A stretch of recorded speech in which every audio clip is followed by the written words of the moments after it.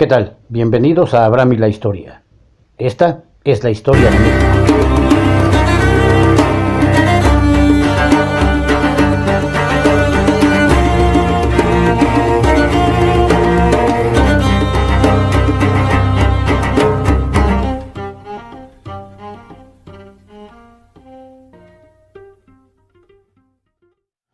Este es Gustavo Díaz Ordaz, presidente de la República Mexicana, de 1964 a 1970. Tristemente recordado por la masacre de Tlatelolco, el 2 de octubre de 1968,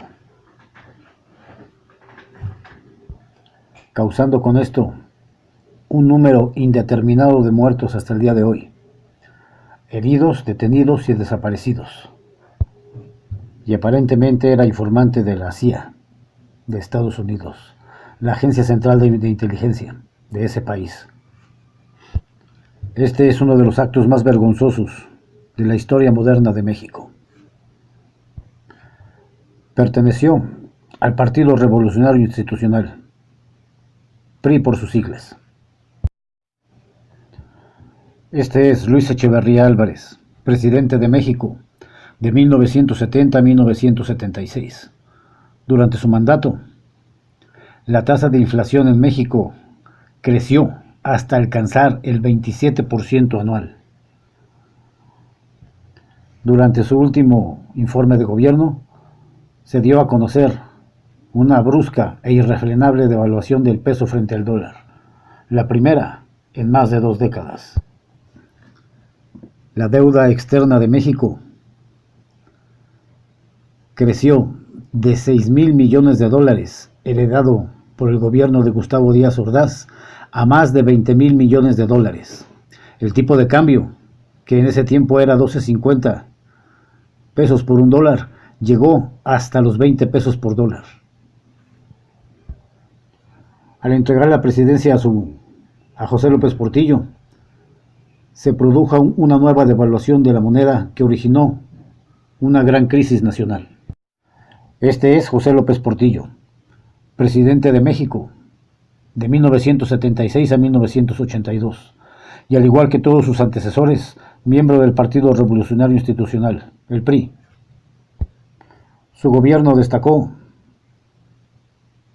por la corrupción, la enorme deuda exterior, contraída por fuertes préstamos internacionales, concluyendo su sexenio con una grave crisis económica, una fuerte devaluación del peso y la nacionalización temporal de la banca privada, un gran déficit fiscal, aumento del desempleo, el financiamiento en base a la deuda externa creció hasta los 100 millones de dólares al final de su sexenio. Las tasas de interés aumentaron del 6 al 20%. Aún hoy está presente en la mente de muchos mexicanos la frase pronunciada por José López Portillo el 17 de agosto de 1981. Defenderé el peso como un perro, pero esto de nada sirvió. El 17 de febrero de 1982 se retiró el Banco de México del mercado de cambios. El gobierno se vio forzado a declararse en moratoria de pagos y tuvo que devaluar de 22 a 70 pesos por dólar. Esa fue la herencia de José López Portillo. Este es Miguel de la Madrid Hurtado, presidente de México de 1982 a 1988. En su primer discurso, ya como presidente de México, anunció un plan de austeridad para sacar al país de la crisis económica, heredada por José López Portillo. Siguió una política de austeridad y lucha contra la corrupción.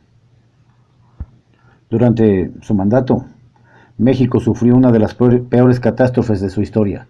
El jueves 19 de septiembre de 1985 a las 7:19 horas, la capital de la República fue sacudida por un terremoto de 8.5 grados en la escala de Richter, de vastas consecuencias. Trató de consolidar el problema de 1982, repercutiendo en el decremento del Producto Interno Bruto, aumentando la deuda externa y una exclusión de políticas económicas del desarrollo estabilizador. La devaluación del peso fue de más de 1442%. Esto quiere decir que el tipo de cambio de 12.50 pesos por un dólar llegó hasta 2.290 pesos por un dólar.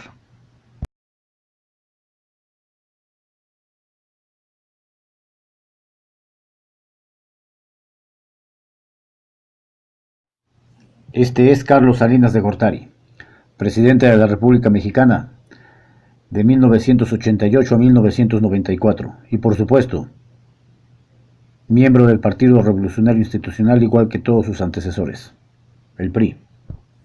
Durante su ceremonia de investidura, celebrada el 1 de diciembre, anunció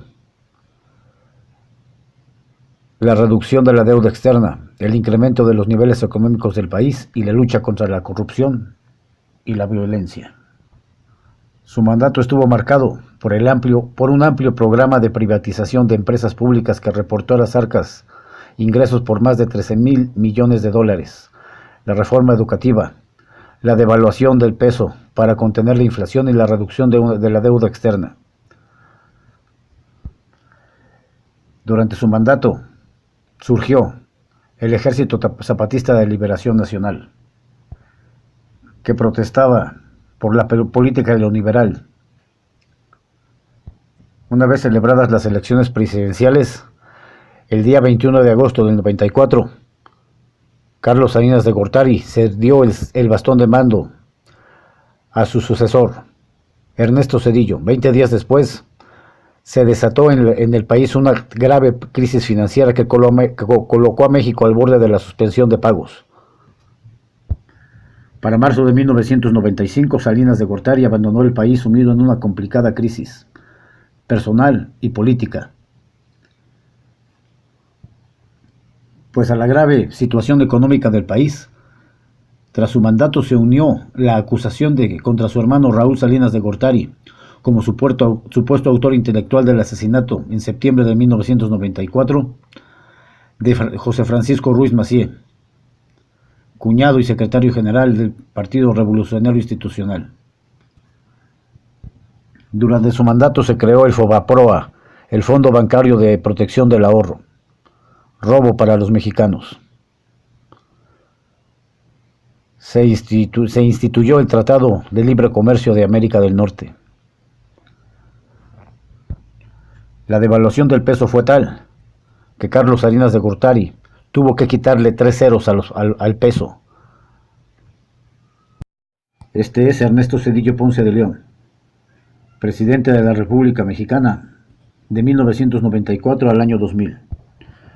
A los pocos días de tomar posesión, el 1 de diciembre de 1994, Zedillo tuvo que enfrentar graves problemas, ya que tuvo lugar una brusca depreciación del peso, consecuencia de un error del gobierno, que había tomado la decisión de devaluar en una proporción controlada para atraer capitales extranjeros. Así, la bolsa de valores cayó a niveles no registrados desde 1987. Las tasas de interés aumentaron desmesuradamente y el valor del dólar estadounidense pasó de 3.471 a 5.500 pesos, a causa de la rápida fuga de capitales. Esto fue conocido como el error de diciembre, que afectó a otros países de América que resintieron bajo la forma del llamado efecto tequila. Esta crisis se debió a la falta de ahorro interno y al déficit de la deuda corriente. Factores combinados con la devaluación tuvieron un impacto muy negativo en la economía mexicana. Zedillo tuvo problemas con el narcotráfico y con los inmigrantes indocumentados hacia los Estados Unidos, ya que México sustituyó a Colombia como principal sede de los cárteles de la droga. Mientras México atravesaba una de sus mayores crisis económicas, el problema en Chiapas con el Ejército Zapatista de Liberación Nacional seguía su rumbo. Gracias a todos estos errores en conjunto de todos los presidentes del Partido Revolucionario Institucional, Ernesto Zedillo pasó a la historia como el último presidente del Partido Revolucionario Institucional después de haberse mantenido en el poder durante 71 años consecutivos. Durante su mandato hubo un incremento de las tasas de interés y la inflación. En marzo de 1995, la tasa anualizada era del 55%. La moneda, 8 pesos por dólar. El incremento del Producto Interno Bruto y el aumento del IVA del 10 al 15%.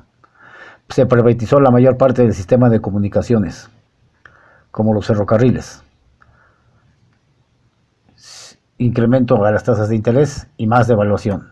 Crisis bancaria. Crecimiento de la deuda interna, 4 veces en 3 años. Se crea el IPAB, el Instituto para la Protección del Ahorro Bancario. Este es Vicente Fox Quesada, presidente de México, del año 2000 al 2006. Logró terminar con la hegemonía de 72 años del Partido Revolucionario Institucional en la presidencia de la República.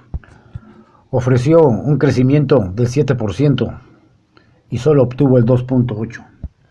México en el 2004 ocupaba la 10ª economía mundial. Gracias a Fox llegó al 14º lugar. Hubo un déficit presupuestario promedio de menos 2.27%. Esto lo convierte en el sexenio perdido en términos de crecimiento y desarrollo económico. Los ingresos tributarios pasaron del 69.7 al 59.7. Según Transparencia Internacional, México pasó del lugar 51 al 70 en corrupción. El país cayó en ingreso per cápita del lugar 76 al 80 entre 2000 y 2004. La pobreza creció y se aumentó la crisis alimentaria de los mexicanos. El 75% de los delitos no se denunciaron. La inseguridad deterioró el entorno económico. No pudo lograr construir el aeropuerto de Texcoco. Entre el año 2001 y 2006 hubo excedentes acumulados por 719,000 millones de pesos que no aprovechó y lo canalizó aparentemente al gasto corriente. Deterioró gravemente las relaciones con Cuba y Venezuela y con los países del Mercosur. Planeó darle el 1% del Producto Interno Bruto a ciencia y tecnología y solo le dio el 0.33%. Permitió la venta del Banco Nacional de México sin que se pagara un solo centavo de impuestos. Este fue Vicente Fox. Este es Felipe del Sagrado Corazón de Jesús Calderón Hinojosa, presidente de México, del año 2006 al 2012. El inicio de su sexenio se caracterizó por operativos contra el narcotráfico en los estados de Guerrero, Michoacán, Baja California, Nuevo León y Tamaulipas. Debe mencionarse que Felipe Calderón ganó por una mínima diferencia de votos, lo cual quiere decir que hubo un fraude electoral, ya que el verdadero ganador fue Andrés Manuel López Obrador. Y bueno, el saldo social de esta guerra contra el narcotráfico es de decenas de miles de muertos, miles de desaparecidos y desplazados.